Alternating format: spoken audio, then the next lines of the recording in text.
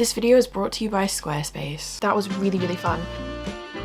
I'm about to pull out my hair, guys. I'm gonna go crazy. This book is going to drive me insane because my brain is all over the place at the moment. I want more. That would be shocking.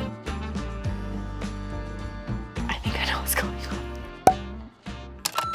Hello everyone and welcome back to this video. If you are new to my channel, you may not know that we have done this video before with different episodes, and every time I do one of these, I try to use different book besties, different creators to choose my books for me. That's the goal. I want to try and read at least one recommendation from all of my favorite creators out there because everyone reads such different books, and in so many of these videos I end up picking up books that I've never heard of or probably never would have reached for, and I find new favorite reads. So if you haven't watched the other two episodes of this video format that I have done before, I definitely recommend going and checking them out. I'll leave them down below in the description. But we do have one book bestie who is a repeat in today's vlog, and you'll understand why, because there is a reason, a very specific reason as to why I have chosen these three specific booktubers to ask to choose a book for me today. But before we jump into that, I just want to take a minute to thank the sponsor of today, which is Squarespace. And I'm sure by now we are all familiar with Squarespace because I have partnered with them before on my channel here. I use them, I talk about them all the time. They are my favorite website platform, and we are going to talk about it for a minute. So if this is your very first video of mine, you've not heard me talk about Squarespace before, or you have never heard of them, Squarespace is an all-in-one website platform that helps you stand out and succeed with your online brand or business. So if you're just starting out and creating your own business, brand, or website for the very first time, or if you're already managing a growing company, Squarespace makes it so easy to create a beautiful website to help you engage with your audience and sell anything from physical and digital online products to services, from content to your time, and all on your terms. Squarespace uses Design Intelligent, which combines 2 decades of industry-leading design expertise with AI technology to help you create a beautiful and tailored website that is exactly what you need to unlock your strongest creative potential with your brand website. They have flexible website templates, so you can get started with a beautifully designed Squarespace website, and then you can customize and tailor it to be exactly what you need. You can add a variety of features to fit your brand's needs, as well as updating content and customizing it so you can stand out. And with Squarespace payments, it is so easy to manage all your payments in one place. Onboarding is so fast and simple, so just a few clicks and then you can get started straight away with receiving payments. And there are even more ways to pay with popular payment methods such as Apple Pay, Klarna, ClearPay, Afterpay, and Direct Debit. So if you're ready to start your own website, whether it's for your brand, your business, you're a content creator, you're looking to create a portfolio, or literally anything else, head over to squarespace.com for a free trial. And when you're ready to launch, head over to squarespace.com/EmmyRosem to save 10% off your first purchase of a website or domain. And again, a massive thank you to Squarespace for working with me on this video. So like I said, I have chosen these 3 creators that you probably can already tell who they're going to be from the title of this video or the thumbnail, but these creators have been chosen very specifically because I will actually be seeing them very soon, like really soon.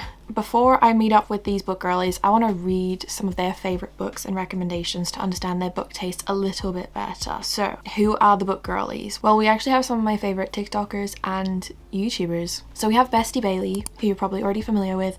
Bailey has featured a lot on my channel before, and we actually went away to New York together this year, so she is already a familiar face on my channel. Bailey loves dark academia, gothic, fantasy, romance books, and she reads so many indie books and books that I have never even heard of before. The next 2 girlies are our Canadians. Madison Kate, who is a very well-established booktuber here who you're also probably familiar with if you like watching reading vlogs and content. She is like the most aesthetic girly. She loves her contemporary fiction, her romance books, her fantasy. She kind of reads a little bit of everything, but this girl loves well-written, beautifully crafted stories. Everything about her is just aesthetic. It's like Pinterest personified. And then our third and final girlie is actually one of my favorite TikTok creators of the last year. It is Miss M Fun. Emily also reads a lot of fantasy romance and contemporary romance, and we have so many of these same overlapping books that we love. We both like books that hurt our feelings, like a lot. And Em has been reading for so long that pretty much any of the older books that I'm going back and reading right now, she's already read them, which is wonderful because I have someone to go and talk to when I'm sobbing my eyes out and no one else has read the YA books that I want to read. So, and also like all 4 of us girls, we all have like our books that we love and read, and then all of our taste overlaps as well at some points, but then there are so many other books that we all love that the other hasn't read yet. So I'm very excited to do another one of these vlogs and have these girls pick my reads this week for me. I think it's time now now to jump straight into the first book and figure out which of the 3 girlies books we're going to go with first, what we're going to read. So let's see what we're going to pick up for our first book in this reading vlog. So for the first read in this video, I'm obviously reading 3 books. 2 of them are on Kindle Unlimited, so I'm gonna pick one of them first so I can read the book in bed, because obviously quite clearly it's nighttime right now and I want to get started on this book and read part of it, so we need to read it today. Well, we need to get started on it today. So before I tell you what book we're gonna read, because I have it right here on my Kindle, we need to go back to choosing this book and talk about who picked this book for me. So obviously I asked book girlies, I need you all to pick one book for me to read. You can choose literally anything, and Miss Emily Fun was the first person to message me back, and she said, I'll give you one guess as to what I'm gonna say, and I already knew what it was gonna be because she does not stop talking about this book. This is one of her favorite like romances, fantasy romance reads of the year. She has not stopped raving about it and literally begging anyone and everyone to read it. And obviously it is Servant of Earth. So I have the book downloaded on my Kindle because apparently it's available on Kindle Unlimited if you didn't already know. So this is Servant of Earth by Sarah Hawley, and I know literally nothing about it other than the fact that Em talks about it all the time. And I also have seen this cover on the book so many times and didn't even realize that there was a woman behind the sword. Oh wow, there's a head down there as well. I'm really not attentive. Very interesting cover. Oh, we've got the glare there from the light. So this is the cover. So the cover, it says, Servant of Earth, 6 Deadly Trials, 1 Ruthless Heart. I saw this, I think, on TikTok as a recommendation for like fantasy books under 500 pages. This is 450 pages. Love it, love it. First book in a series, pretty sure. So let's have a look at the blurb and see what the book says and together and find out, because I'm not going to go into this blind. I would like to know what there is going to be. So the book description says, in the underground Fey realm, only the strongest and most ruthless have power, but a young woman forced into a life of servitude is about to change everything. Kenna Heron is a servant in the cruel underground fairy kingdom of Mistay. There she must help her mistress undertake 6 deadly trials, 1 for each branch of magic: fire, earth, light, void, illusion, and blood. If Kenna succeeds, her mistress will gain immortality and become the heir to Earth House. Fail and they both die. With only a sentient dagger of mysterious origins, Kenna must face monsters, magic, and harrowing tests. But worse dangers wait underground, and soon Kenna gets caught up in a rebellion against the sadistic fairy king. When her feelings for the rebellion's leader turns passionate, Kenna must decide if she's willing to risk her life for a better world and a chance at happiness. Surviving the trials will take cunning, courage, and an iron will, but even that may not be enough. Interesting. Okay. I've seen this book at bookstores before and I've never been like intrigued to pick it up, and I honestly don't think I would have picked this up anytime soon if it wasn't for Em recommending it. I am going to get started straight away with this tonight. We're probably not going to read too much in bed because I'm already feeling sleepy, as you can probably hear by the way I sound. I'm quite chill right now. I'm in the mood to read a fantasy. I'm very excited that someone has chosen a fantasy for me to read. And it's not like a super long one, start of a new series. So I always love when I start a new series because then I don't feel like I have to read an entire series to get up to date with everything. Like I can just read this one book and be satisfied, you know? So let's start Servant of Earth, book 1.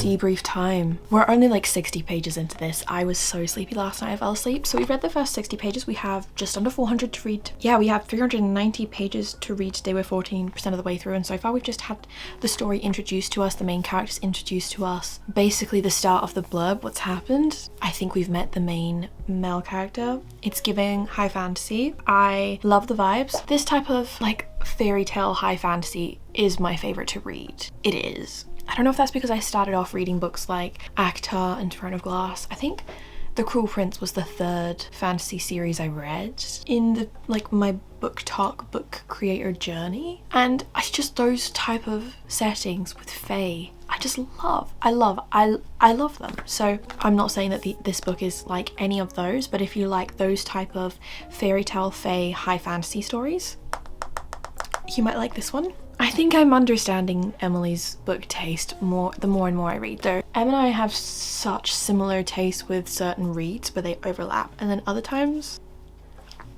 I enjoy books, I just not fave. Like I'm pretty sure she is obsessed with When the Moon Hatched, and that's a book that I did not like, but it is one that bestie Laura also loves.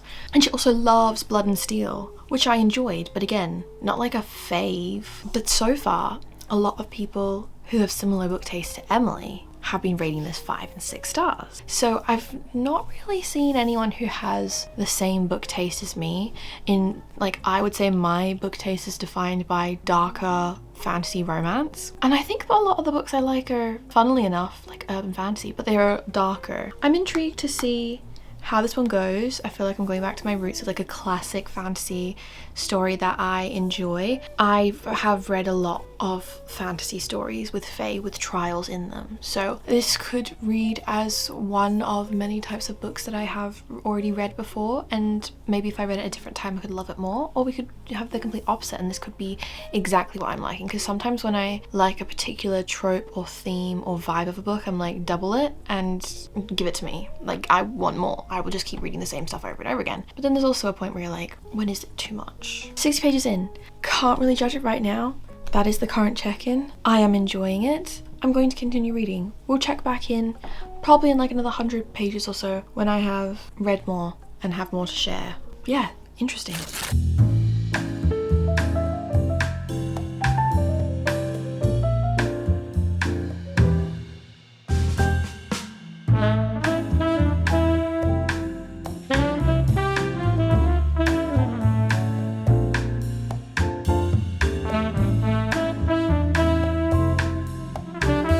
100 pages in and I have thoughts and theories that I've shared with Em, but they are like spoiler ones. It's basically what I think is going to happen or where the plot is going to go, but all I can note at the moment is that I really like the way that this is written. I think this is written well, like really well. So, little check-in update. We are just around 40% of the way through. We're over 150 pages in, and I am intrigued. I think there have been two predictable things like from the start that I'm like, okay, that's obviously going to be our main male character / love interest, and also there's this object that the female main character finds at the very start of the book, and I think I know where it's coming from and what it means for this story and this situation. But I think when you read enough books, and also when there is like hinting and foreshadowing and information coming, that you as the viewer or like reader can pick up on it before our character does, that's normal. Like every single book that you read, you're not going to be like completely blindsided and surprised, but there are definitely going to be elements in here that are going to catch me off guard.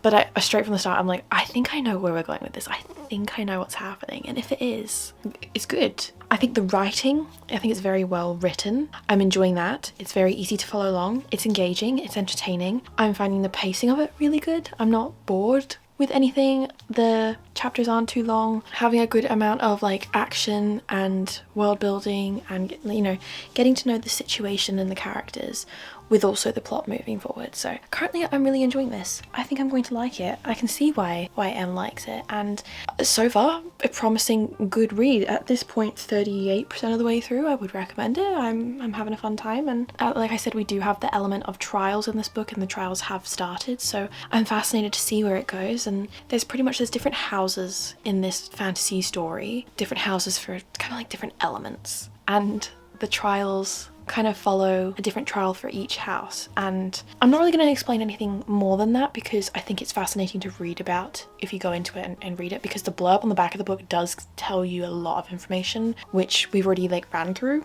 So you want to go into this not knowing some things so that you can experience it for yourself. But I would say I'm very much enjoying it, and I can't wait to continue reading it. I don't think I'm going to read the entire thing tonight, but I think we're going to get quite close to finishing it, because I'm getting to the point now where I just want to binge it and I'm struggling to put it down. So I'm going to continue with this read.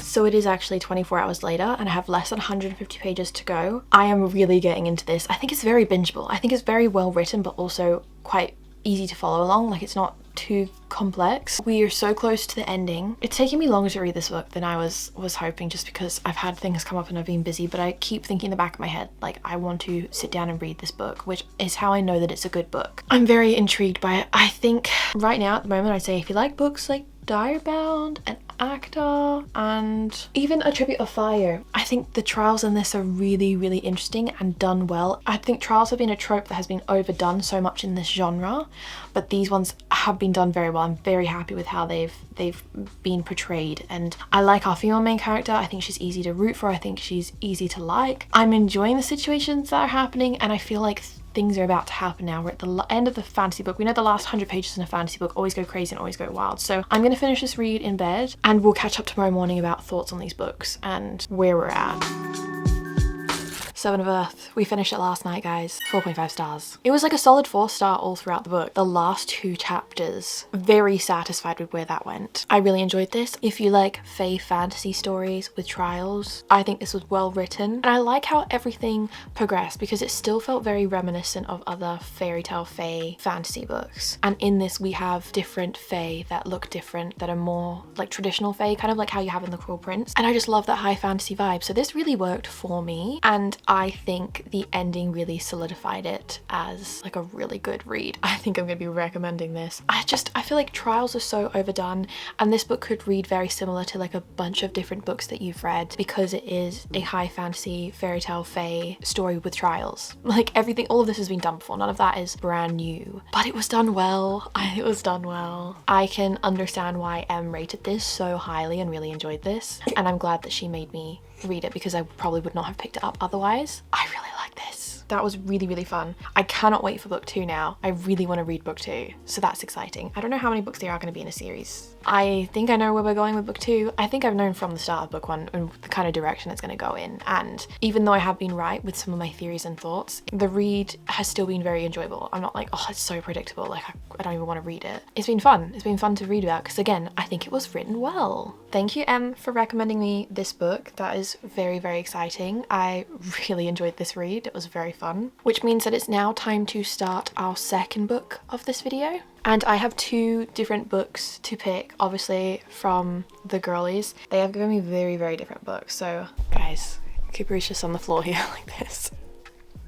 The next book I'm going to read was picked by Bestie Bailey. Bailey said, suddenly every book I've ever read is gone from my brain. And then she said, wait, Emmy, have you read A Love Letter to Whiskey? I have not read A Love Letter to Whiskey. So Bailey said, okay, A Love Letter to Whiskey, that's my choice. Bailey said it's going to make you mad. And I'm a bit nervous for this one because I've heard that it focuses on like a toxic relationship. And I know that sort of trope or storyline is not for everyone, but I have enjoyed stories like the Magnolia Park series and also The Favourites by Lane Fargo. And also, I guess, like Daisy Jones and the Six and stuff. I've read books that have toxic dynamics with characters in it. So it doesn't like completely put me off, but I've heard that it makes a lot of people cry. I am ready to jump in. I was a bit nervous about the size of this book because it is a long book, but Bailey said that she read this in like a sitting in less than 12 hours and just flew through it, which is exactly what I need right now. So I think it's going to be a good palate cleanser read before the 3rd book, because the next book, the 3rd and final book, I feel like I'm going to need to use my whole brain power to read that. So this, I feel like I can handle. Like I need something bingeable. I need something to like pick up the pace because it did take me longer, a couple more days to read this than I was initially anticipating just because I was so busy. So now I want to like throw myself into a story. So Bestie Bailey has picked A Love Letter to Whiskey, and I also have that downloaded on my Kindle. So we're just going to download it and get started with the book straight away. I am hopped in bed and I am ready to start the next book, which is A Love Letter to Whiskey, as Bailey has chosen for me. I have my spot patches on, I have my hair all up and gross, I have my Taylor Swift t-shirt on because she's just announced Taylor Swift 12, The Life of a Showgirl. Very excited about that. But we're starting A Love Letter to Whiskey, our next book, and going back to what I was just saying because my brain is all over the place at the moment. You may be thinking, Emmy, you've done so much reading vlogs lately in bed. Like, are you just reading in bed all the time? The answer is yes, I am. You would think that the life of a booktuber or someone who makes book content would have time to read during the work day, like a normal, person with a 9 to 5. Unfortunately not. It is 10 p.m. I have Pilates at 7 o'clock tomorrow morning, and this is the only time that I have to read and I've had to read for the last couple of weeks because it's been too busy to do anything else. So when I say that unless it's a weekend, all my reading pretty much gets done in the evening for a couple hours before bed, this is the reality of it. I'm gonna sit in bed, I'm gonna be really comfortable because I could set up a really cute aesthetic shot, but honestly I just want to sit in bed with my Kindle. If I was reading a paperback, I'd sit in my reading room for a bit longer, but because it's a Kindle and I'm going to read Kindle book in bed, I just want to get comfy and cozy. Cooper's here. We're going to sit and do some reading together, have a cuddle before we turn off the lights and you get put into your own bed. She loves her bed and her crate on the floor. Her tail is wagging. You can't really see it right now. But we're gonna sit very comfortably and we're gonna start this book, and I'm just gonna read, and then we can have a catch up tomorrow and see how far we get in. I think we'll get at least 100 or 200 pages in, because I'm hopefully gonna read for another 1 to 2 hours maybe. But then I'm gonna fall asleep because I'm tired and I'm up early tomorrow. So let's start this book. Did I read the blurb? No, we haven't actually. Let's read the blurb first so we know what we're getting into. So this says, "This is not your typical love story. It's a story of almosts and could have beens." Don't mind the camera moving there. "Of friendship that teeters on the edge of something more, of passion so intoxicating it burns. Jamie and B are two hearts caught in the tangle of bad timing and unspoken words. Their connection defies labels, too deep for friendship, too tangled for love. Over a decade of moments, choices and missed opportunities, they find themselves drawn together like a moth to a flame, even when the world and their own mistakes keep pulling them apart. Is it obsession, destiny, or just self-destruction with a pretty face? Sometimes love isn't about finding the right person, it's about the moment when everything aligns. But what if that moment never comes?" And I believe this is the 5-year anniversary edition. It was on Kindle Unlimited. It said 5 years on the sticker. So we're about to read this book. So let's jump into it.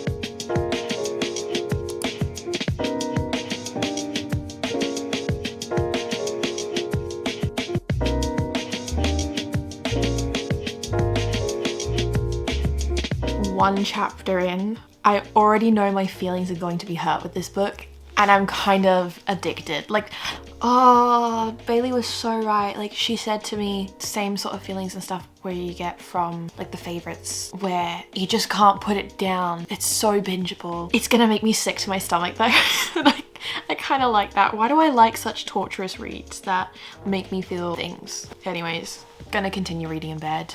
Okay, here's the deal. I am a third of the way through this book. We are over 30% through. It's not giving me 5-star feelings right now, but it is very addictive to read. It is extremely bingeable, and it is just drama and toxicity. And I genuinely don't even know how it's going to end. Like, I'm pretty sure that there's not going to be like a happily ever after where they end up together. That would be shocking. Maybe it might happen, but I think from the blurb, I'm not expecting that. I'm not expecting this to be like a love story. I think this is a story about a toxic situation and dynamic and storyline that probably many people have experienced before in their dating lives, situationships, and you know, the whole idea of like right person wrong time and things not working out, but the background and the lead up to it. At least that's the vibe that I got from the blurb, and then just like reading part of it. There's something about the writing that's giving me similar feelings to when I read Say You Swear, where it's giving 2016 vibes. I can't even lie. There's some words and terms that it's obviously, we're starting off the prologue, we're starting off in the present day, but then we have to go all the way back to the very start of the story to understand how we get to current day. So it's very early 2000s vibes, and the language and the phrases and the dialogue they're using I know is not going to be for everyone, because some of the words and choices of phrases that are being said in this book would not fly in a book being published today. So there's some things where I'm reading and I'm like, oh, I don't like that they've just used that word to describe someone or something. And I'm also not, like, I wasn't loving the original setup and the high school setting. We're now in like college time. As it's fast forwarding through, we've had a time jump of 3 years. And as I was reading it, I was like, oh, I feel sick to my stomach because I feel like I'm experiencing this. Like, I feel like I'm gonna get traumatized by this by reading it in the perspective of obviously someone who is dealing with this, because that's what reading does. It puts you in someone else's perspective in their shoes, and you start to think and feel how they do and like process that and try to understand that and relate and connect to them. So as I'm reading this, I'm like, oh my god, why do I feel like I'm dealing with this situation? And I feel sick to my stomach. And I texted Bailey last night. I was supposed to go to sleep 45 minutes ago, but I can't, because what is happening and where we are in the story, oh hello Cooper, where we are in the story and what is happening, I can't put it down right now, because I need to read it up until a point where I feel like I can put the story down, because right now I'm like, I need something to happen, you know? It's messy.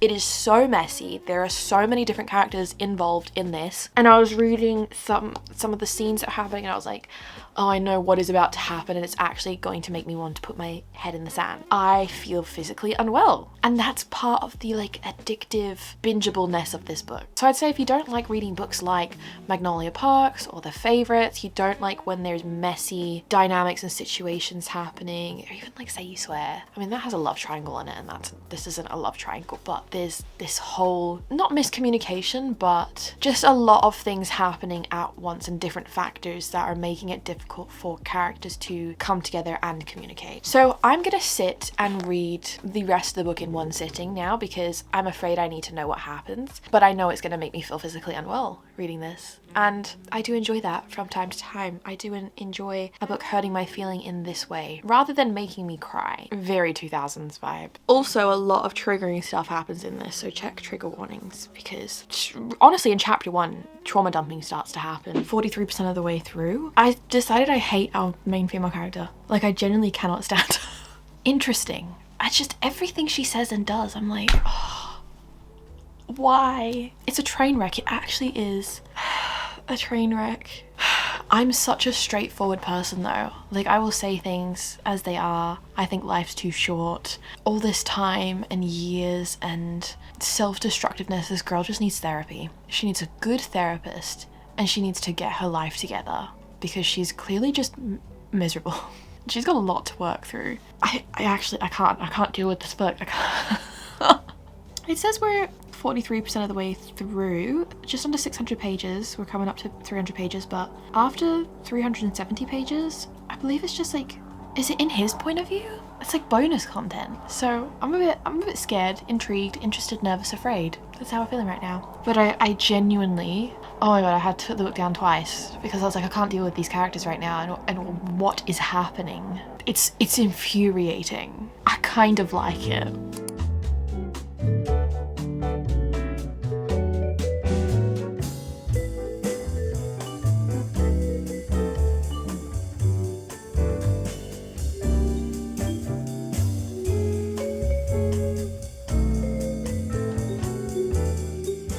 We're about to come up to the epilogue. One thing that I haven't said, but I keep forgetting about, and every time it happens I keep like cringing a little bit, is it's a love letter to whiskey, and the main character, like the main male character, the main female character calls him whiskey and compares him to whiskey, and he's like an addiction to whiskey, and he has whiskey eyes, and every chapter like starts and or ends with these metaphors and analogies for whiskey. And it is a little bit overkill, I'm afraid, for me personally. Just reading this, I'm like, oh, I really don't care about this thing to do with whiskey.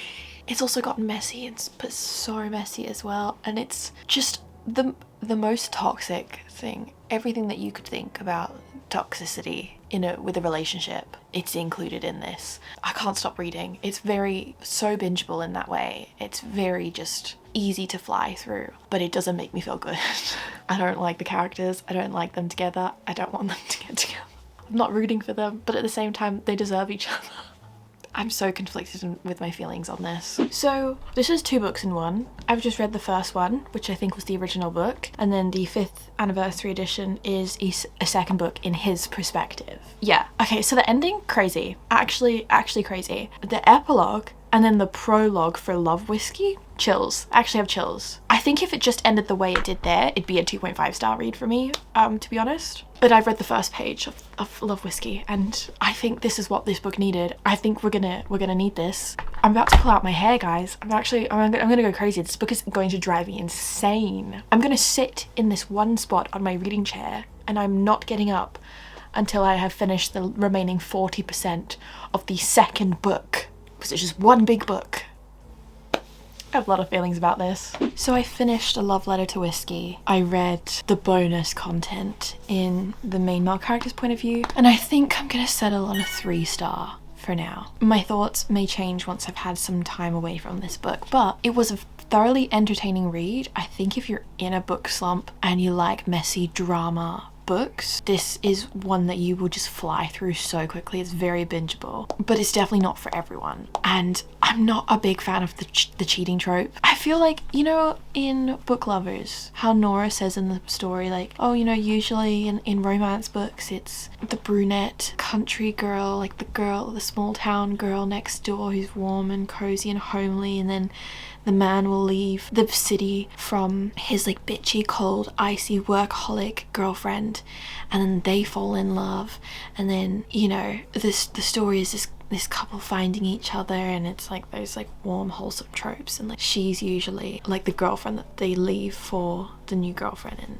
and how her story is the other side. I think this is actually the other side. I feel like I'm so used to reading romance stories and stuff where you're reading books about people that are getting cheated on or like have been cheated on and had like shitty partners in the past and now they're moving on and it's their story. I feel like I was reading about like the villains. It was wild. I didn't like either of the characters. I liked our MMC more than our FMC because it just seemed a bit more realistic, and I just think our main female character just needed good therapy and support system around her that she didn't really have. She had like one friend, but yeah, I felt so much while reading this. I'm glad I read it, and I'm glad that Bailey had recommended it to me because it's one that I've been intrigued by, and now that I've been told to pick it up, I'm like, I can see why other people love it because it is a very bingeable, addictive read that you can't put down once you start reading. But I just don't think these characters and their specific story was for me because I think I'm too much of like a straightforward person. I think I'm too blunt for this because all I can think of is the time period of this story, and that makes me want to scream. Genuinely, so much wasted time.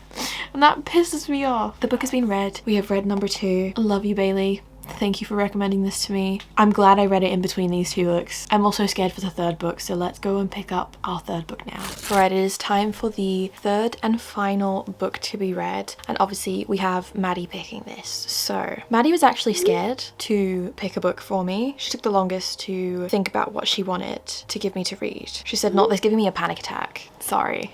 And then she said, "I'm gonna go with a crazy choice here. This book made me find a reason to live, and I search for it in every book I read, but it's quirky, and the first half you feel like, literally, WTF am I reading? What is this about? Drum roll, please." Little drums. Masters of Death by Olivia Blake. And I physically got a copy of the book because the physical book was the same price as the Kindle book.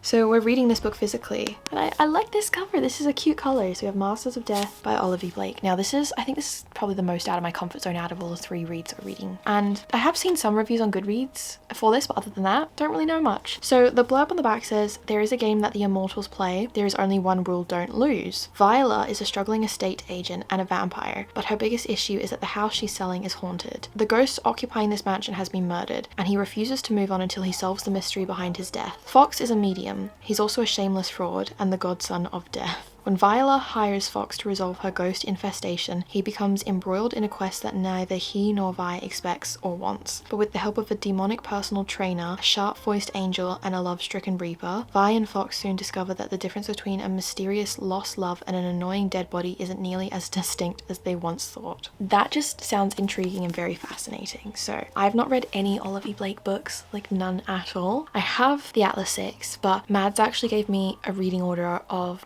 how she would recommend for me to read Olivia Blake books in. So I guess we're kicking it off with Masters of Death, and it's around 400 pages, 400 and something pages, so we're gonna see if we can read it today.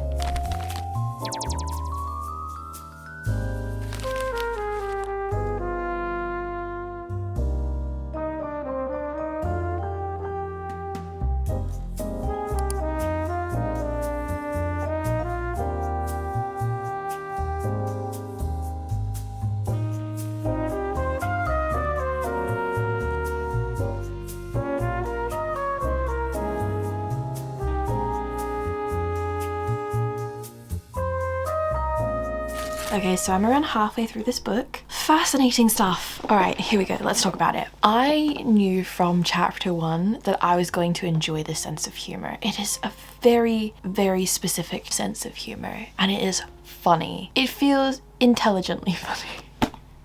I feel dumb speaking about it. Yeah, the way it's written, I feel like it's in the same league as like reading a V.E. Schwab book, you know, where you can just tell that the author loves words and they love writing and they're passionate about literature. I feel like all of her books and the premises of them and the blurb that I've read are kind of all very different, and I don't know where I'm going with this train of thought. Anyways, we'll go back to the book. I probably need to sleep, but I don't think I'm gonna be able to sleep until I finish this because when I'm reading it, I'm just like flying through it. I can't put it down. It is, I don't know what it is. It's just something about immortality and conversations or like thoughts around death and living and immortal beings and the undead. I just find it so fascinating. And naturally, I think a lot of conversations about life end up coming around. And there was one quote that I took a photo of on my phone because I wanted to remember it. It's on page 115. So a character is making a wish. And they say, I wish to feel something. I wish to feel something much larger than I am. I wish to stand on the edge of ruination and defeat, to leap into a chasm full of danger. I wish to feel my blood turn cold with fear and my cheeks burn bright with shame. I wish to feel joy that fills my lungs and sadness that swells within me like a current. I wish to feel so much and so deeply that it washes over me in waves.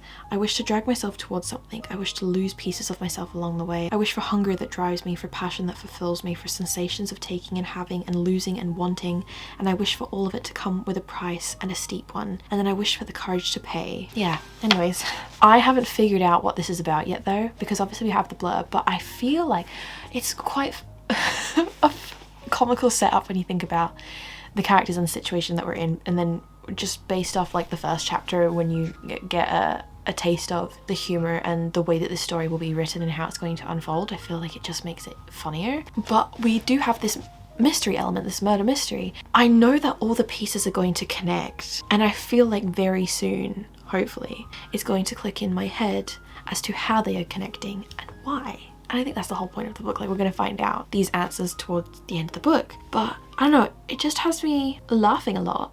Unexpectedly, so unexpectedly. Did not expect this. But also thinking a lot about things that I didn't think that I would think about going into this. That is me saying the word think way too many times. I can't really predict or guess where it's going to go or how it's going to end up. So I'm just going to sit and continue to read it and see where it takes me. But right now I'm enjoying it. Very different to anything else that I typically read, and a book that is out with of my comfort genre, I would say. But I also feel like this was a good pick from Maddie, me saying I'm gonna like go and read the book right now and then going on a tangent talking about it again. We'll read it in 1 second, but I think this was a good introduction to this author, but also this theme and the topic, and like I was saying earlier, the immortality and the creatures and vampires and demons and ghosts and stuff. I feel like I do read a lot of books that have that in them, so it's not too big of a jump. It's just like a little hop over. I'm gonna continue reading now. Oh, and also we're reading in the reading room. I love reading in here in the evening. It's just magical. Like, look at that. Beautiful.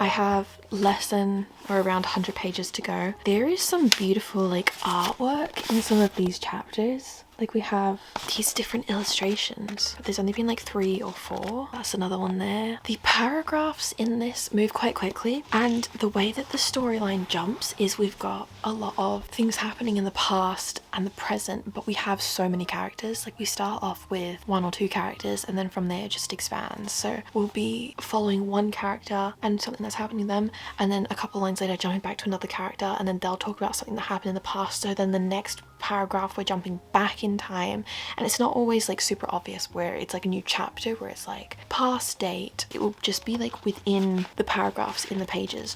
So at the start of the book, when I first started reading it, I was like, wait, what is going on? Because I was reading something and then we're jumping to a different time, and then we're jumping back, and then we're jumping to a different time again with different characters, and I wasn't understanding the order straight away. But then after like a chapter or 2, I got it. But it definitely requires like your full attention to understand, because there's a lot happening in this. And also the blurb, yeah, makes sense, but now that I have almost 100 pages left, it is a much bigger story with so much happening, and I know what's happening. I get it. I understand. I think I know what's going on.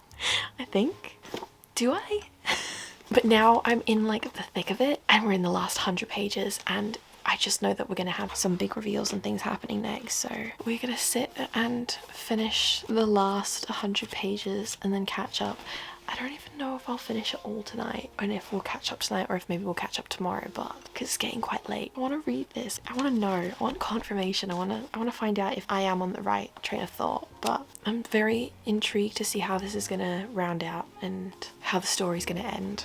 Hello everyone, so we finished Masters of Death last night. I did read it in one sitting. I just didn't update you guys because I finished it from bed. But I actually dog-eared a page on page 385. That was kind of the point in the book where I was like, yeah, I'm probably gonna think about this a lot more than I originally thought I maybe ever would. I really like this. It is not at all what I thought it was going to be. Based off like the first couple chapters and the blurb, in no way did I think that we would end up where we ended up at the end. This is one situation where the blurb gives you a good idea of the vibe of the book, and it does set up the story, but the story is so much more than that. It's one of those books that's gonna give you a lot of thoughts that you're probably going to like ponder and question and evaluate in your own life. And I do think this is more of a quirky read, more of a whimsy read, more of a read where a lot of things that are said, you kind of have to look between the lines for them. They don't just say it outright, if that makes sense. There's a lot of nuance in this book that you as the reader have to figure out and take away for yourself. And I actually thoroughly enjoyed it. I'm giving this book a 4-star. And for my first Olivia Blake book, I really enjoyed it. I do want to read other Olivia Blake books. I really want to read one for my Enemy because I know a lot of people love that. But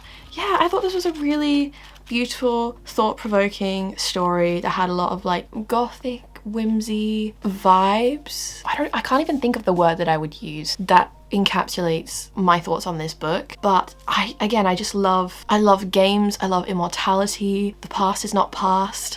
I just think it was great. So what a great book to end this video on. Thank you, Maddie, for recommending it. I know Maddie was so nervous for me to read this because Olivia Blake is such a god tier author for her, but this makes so much sense. Like, I'm reading this and I'm like, oh yeah, I can see why Maddie loves this. It makes me understand Mads a bit more as well. And what a fun little reading vlog this has been. Honestly, I think this was one of my favorite vlogs to film and also edit. So I hope that you enjoyed watching it as much as I enjoyed creating it. Don't forget to subscribe to my favorite booktubers who helped me out with this video by choosing my reads. Their channels will be linked below. I'm sure you're already subscribed to them all, but if you aren't, definitely check them out, especially if you like the type of books that I've read in this video, because they've all recommended it to me because they enjoyed them. And I am now gonna go have a big iced coffee and sit down and start a new book and potentially a new reading vlog, which means I'll see you guys in another video.